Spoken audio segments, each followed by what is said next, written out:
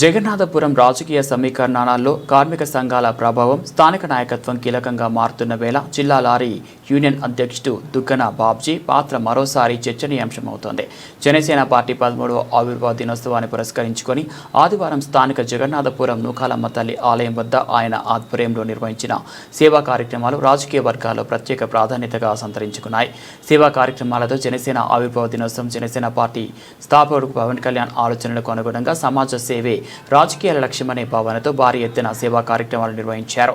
School పిల్లలకు పుస్తకాలు, పెన్నులు పంపిణీ చేయడంతో పాటు కేక్ కట్ చేసి పార్టీ ఆవిర్భావ దినోత్సవాన్ని జరుపుకున్నారు. ఈ సందర్భంగా జనసేన పార్టీ జెండాను కూడా ఆవిష్కరించారు.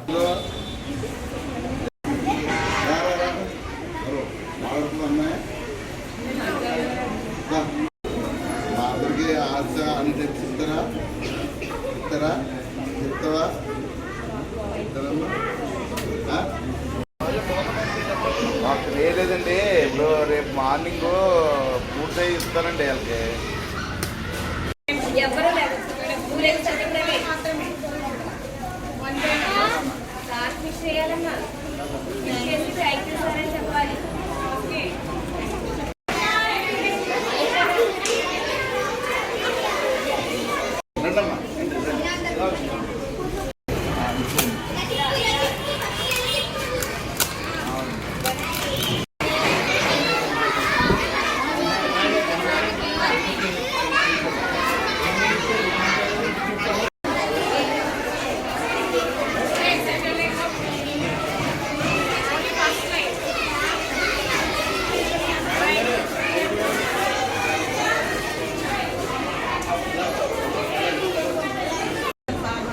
తల్లి ఎవరు మాట్లాడతారమ్మా? మీరు లేరు